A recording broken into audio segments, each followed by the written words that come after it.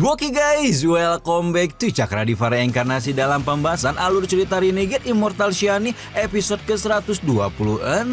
Seperti biasa kita review dulu pembahasan alur cerita episode sebelumnya di mana Walin sudah menyepakati perjanjian 100 tahun dengan Beluo dan mulai mengumpulkan kartu-kartunya sendiri demi menghadapi setan kuno abadi. Upaya pertama Walin dimulai dengan menginterogasi Yao Shishu yang akhirnya memberikan informasi baru tentang keberadaan Goa Abadi Kaisar Langit King Lin yang hanya bisa dibuka apabila 4 goa palsu termasuk goa yang dia temukan dibuka bersama-sama. Wang Lin juga mulai mengumpulkan ki pedang Lin Tianhuo dari tubuh Zisu dan Haizu sebelum kemudian kembali ke suku pemunihan jiwa dan memindahkan suku tersebut ke medan perang kuno bekas menara iblis yang runtuh. Wang Lin berniat untuk memperkuat suku dan dirinya sendiri sebelum berangkat memenuhi janji 100 tahun dengan Beluo sebelum tiba-tiba saja dia diserang oleh rombongan aliansi kultivator yang ternyata menurut Sun Yun-san telah membelenggu kultivator keabadian tak terhitung jumlahnya dengan benih abadi. Gimana cerita selanjutnya? Langsung aja kita terobos atuh. Oke, sekarang kita lihat dulu yuk kayak apa sih penampakan aliansi kultivator dan leluhur abadi mereka yang kok sampai berani-beraninya nyari gara-gara sama Wang Lin. Tampak sebuah bangunan megah di tengah wilayah kekuasaan aliansi kultivator di mana bangunan itu merupakan kediaman si leluhur abadi yang lebih mirip kakek Sugiono. Si kakek Sugiono yang bernama asli Huang Yu itu menyaksikan gadis-gadis muda menari di hadapannya di mana salah satu dari gadis muda itu adalah adiknya Sun Yun-san alias Sun Ruonan. Sun Ruonan tampak begitu bangga dapat melayani Huang Yu dan menunjukkan ketulusan tanpa mengharapkan imbalan meskipun sebenarnya dia ada di sana sebagai tungku kultivasi si kakek Sugiono. Nah, jiwa ke Sugionoannya Huang Yu ini muncul ketika dia memberikan imbalan kepada Sun Ruonan dan 2 tungku kultivasi lain dan membuat gadis-gadis muda itu merasakan kenikmatan tiada tara yang belum pernah dia rasakan sebelumnya.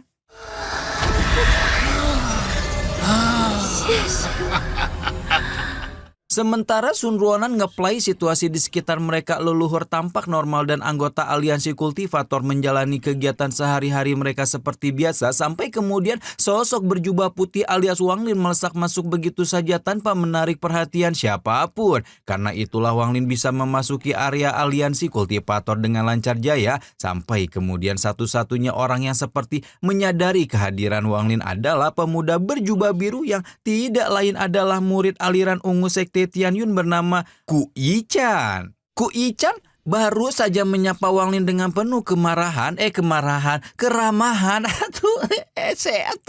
Tulisannya ini teh bisa keputuker-tuker atuh ya. Dan memuji aksinya ketika ulang tahun Tian Yunji sebelum langsung dipotong oleh Wang Lin ketika bertanya, kenapa kakak seperguruannya malah bersantai di tempat seperti ini atuh? Hai. Ku Yichan buru-buru menggelengkan kepala ketika menyebut bahwa suasana santai ini hanyalah cara untuk menipu orang luar karena sebenarnya hanya dengan berada di tempat yang dipenuhi dengan hukum abadi ini, mereka para kultivator telah melihat sekilas Tao Agung dan mendapatkan berkah luar biasa dari sang leluhur abadi. Ku Yichan menebak kalau Wang Lin ke tempat ini pasti juga demi mendapatkan berkah dari leluhur abadi dan membuat Wang Lin auto terkekeh tidak percaya kalau di tempat ini siluman rendahan berani menyebut dirinya sebagai leluhur abadi. Nah, pernyataan Wang Lin kali ini membuat Ku Yichan maupun semua orang yang sebelumnya tampak santai menjadi emosi karena mereka sama sekali tidak bisa mentolerir penghinaan apapun kepada sang leluhur dan tanpa banyak babi bu langsung mengeroyok Wang Lin berame-rame.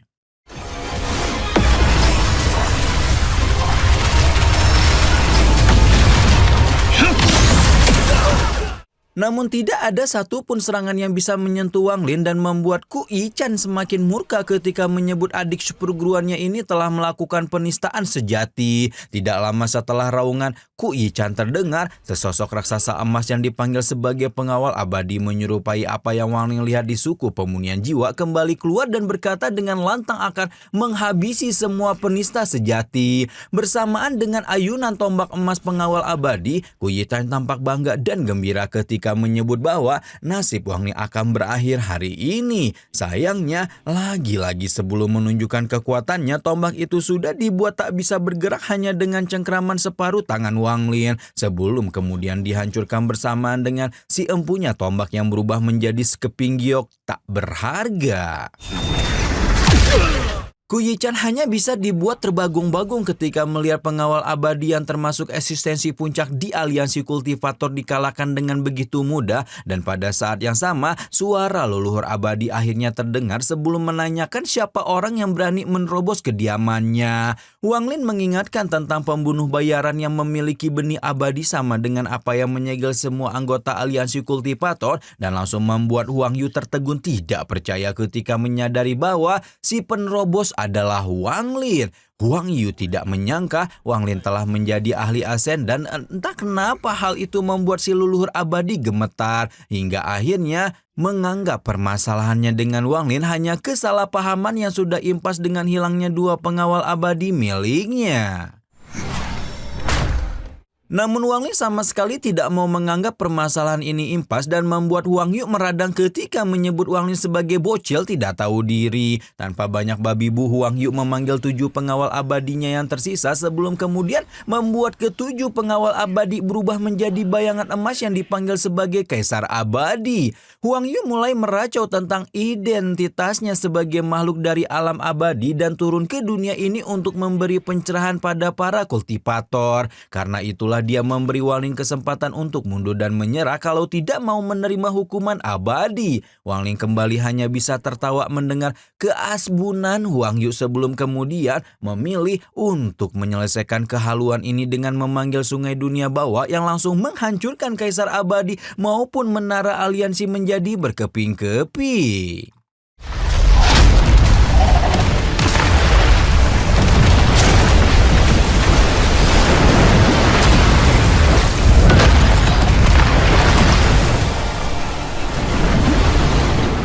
Huang Yu hanya bisa terhuyun-huyun keluar dengan ekspresi tidak percaya ketika melihat Wang Ling benar-benar menghancurkan menara kebanggaannya dan langsung mengaktifkan kekuatan benih abadi untuk mengubah pemuda itu menjadi pengawal abadinya.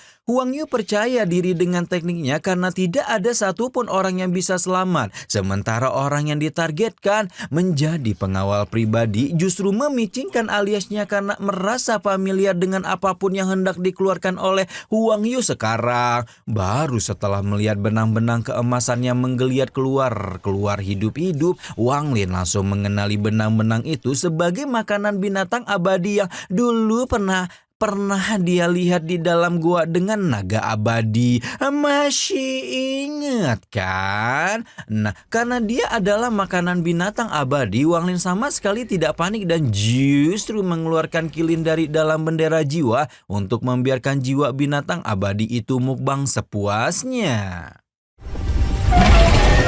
Tanpa menunggu lama, kilin menghabiskan seluruh makanan binatang abadi termasuk yang masih berbentuk benih di dalam tubuh setiap anggota aliansi kultivator, dan Huang Yu membuatnya meraung marah karena Wang Ling telah menghancurkan usaha yang telah dia bangun selama ratusan tahun. Akhirnya Huang Yu pun mengeluarkan salah satu kartu truf puncaknya, yaitu kuas emas yang disebut sebagai kuas penunjuk abadi, dan langsung membuat Wang Ling terkejut karena kuas itu bisa menggambar simbol yang dia lihat di Jalan Binatang Agung menuju gua palsu Kaisar Langit King Lin. Huang Yu agak ngeri melihat tatapan Wang Ling yang menyerupai binatang buas menatap mangsanya, apalagi setelah itu Wang Ling mengeluarkan si banteng yang sudah berevolusi menjadi binatang guntur alias Lesuo yang mampu menghancurkan simbol emas dengan satu raungan.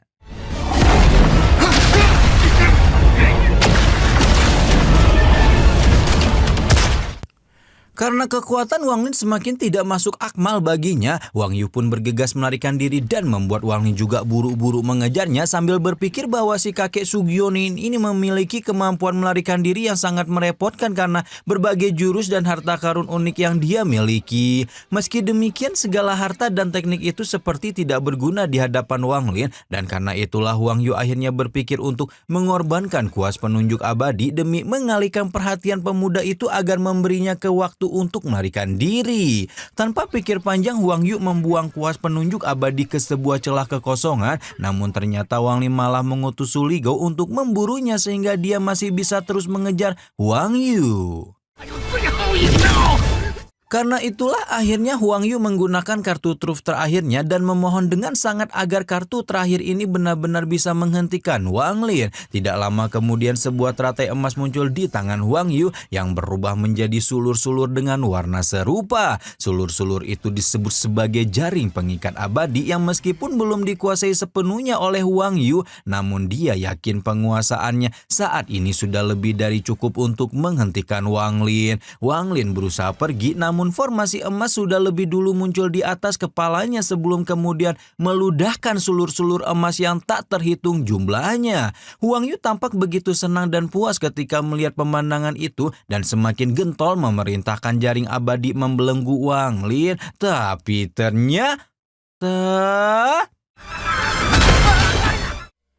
ternyata entah apa yang terjadi, jaring pengikat abadi justru balik menyerang dirinya dan membuatnya terbelenggu sehingga hanya bisa pasrah ketika dibawa Wang Lin menuju suku pemunihan jiwa. Wang Lin membelenggu Huang Yu dengan jaring pengikat abadi serta formasi pedang Lin Tian Huo dan membuat si kakek Sugiono hanya bisa banyak-banyak berdoa. Meskipun dia yakin Wang Lin tidak mungkin membunuhnya karena masih memerlukan tips and trik untuk menggunakan harta yang dia miliki. Ketika Su Ligou kembali dengan kuas penunjuk abadi, Wang Yu langsung menawarkan diri untuk mengajari Wang Lin cara menggunakan harta tersebut selama dia dibebaskan. Namun Wang Lin dengan santai menyebut tidak perlu pengajaran Huang Yu sebelum kemudian mulai mengukir simbol emas yang jauh lebih tinggi dibanding segala simbol yang pernah Huang Yu gambar.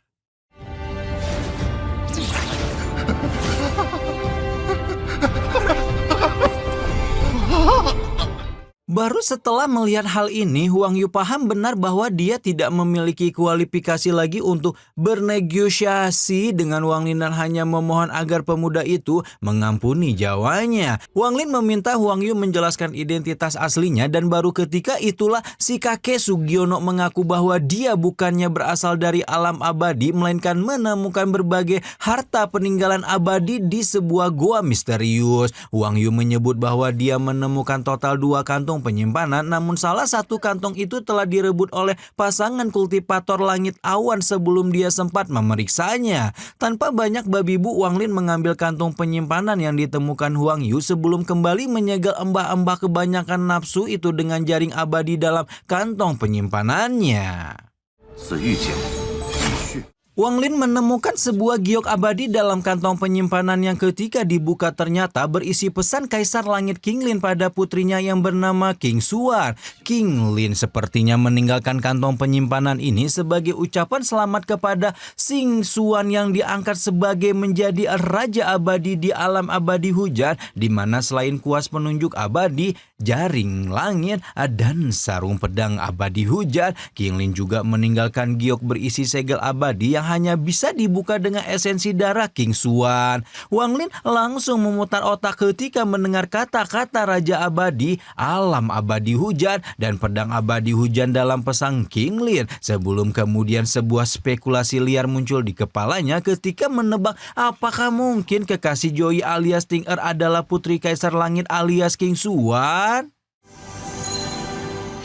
Dan ternyata tebakan Wang Lin benar-benar tepat sasaran karena esensi darah Mbak Ting Er benar-benar berhasil membuka giok abadi yang ditinggalkan oleh Kaisar Langit King Lin. Di dalam giok tersebut Wang Lin mendapati sebuah peta topografi yang kemungkinan besar merupakan peta goa abadi King Lin serta cara menggunakan harta-harta yang sebelumnya dia lihat termasuk metode penciptaan pengawal abadi yang merupakan versi sempurna dari apa yang digunakan oleh Huang Yu, di mana pengawal abadi tingkat paling rendah sekalipun sudah memiliki kekuatan setara dengan Asen dan tingkat akhir. Namun yang lebih menarik di antara semua peninggalan Kaisar Langit King Lin adalah sebuah mantra abadi yang konon katanya merupakan peninggalan Dewa Agung di zaman kuno. Mantra itu disebut sebagai mantra penghentian tubuh atau mantra berhenti yang merupakan teknik abadi tingkat rendah.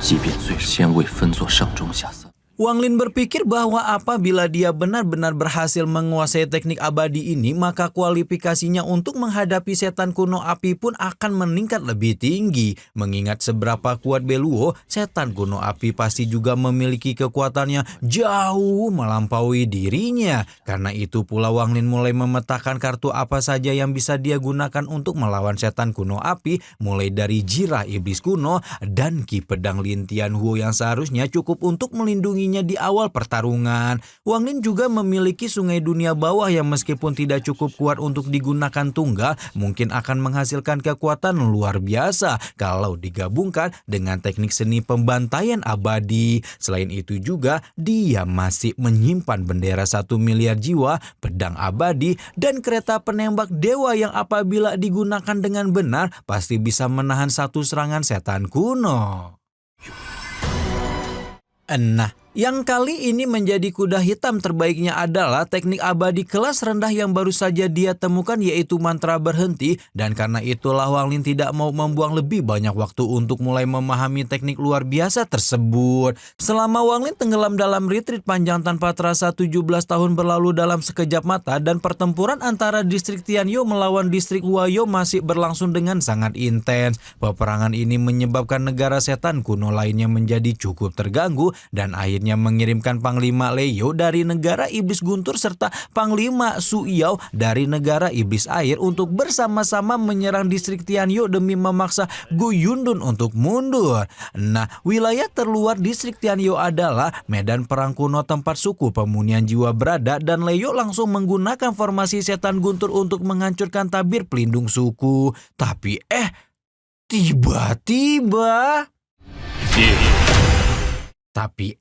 tiba-tiba sebuah suara rendah dari menara tertinggi suku pemunian jiwa membuat segala hal yang dibawa oleh pasukan dua negara setan kuno berhenti bergerak dalam satu kedipan mata, di mana kondisi ini tidak lain dan tidak bukan adalah efek dari penggunaan mantra berhenti yang dipelajari Wang Lin selama belasan tahun. Setelah baru menghentikan semua orang, sosok agung leluhur suku pemunian jiwa itu berkedip muncul di atas formasi pelindung suku dan menarik keluar sebuah pedang emas yang memancarkan aura mengerikan yang tidak dapat digambarkan. Wang Lin meraih pedang dengan semburat guntur emas itu dengan satu tangannya sebelum kemudian menebas semua hal yang ada di hadapannya hanya dengan satu ayunan pedang emas tersebut.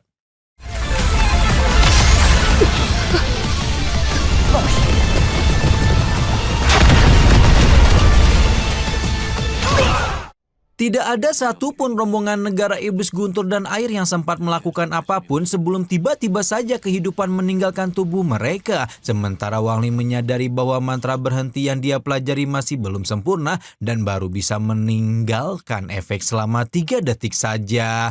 Oke, sekarang kita pindah ke distrik Huayo yang sebenarnya sudah dikepung oleh pasukan distrik Tianyou. Namun sekarang mereka masih tertahan karena tabir iblis kuno yang telah melindungi negara itu selama ratusan ribu tahun. Gu Yundun menyaksikan sudah terlalu banyak korban berjantuan dari negara iblisnya dan bertanya-tanya kenapa leluhur mereka masih terus bersikeras untuk melanjutkan peperangan. Nah, ketika rombongan Gu Yundun sekali lagi berusaha menghancurkan tabing pelindung distrik Huayo namun masih berujung pada kegagalan itulah tiba-tiba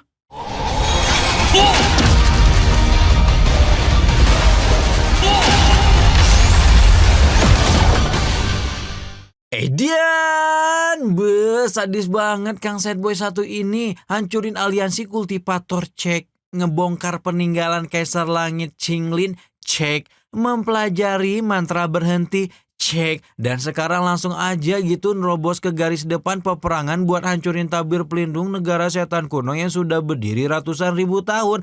Gak habis pikir emang sama keopeannya Wang Lin. Tapi apakah keopeannya itu sudah cukup untuknya menghabisi setan kuno api yang bagaimanapun merupakan sisa-sisa ordo kuno sebagai tandingan Tau Surgawi, bukan ordo baru. Ordo baru.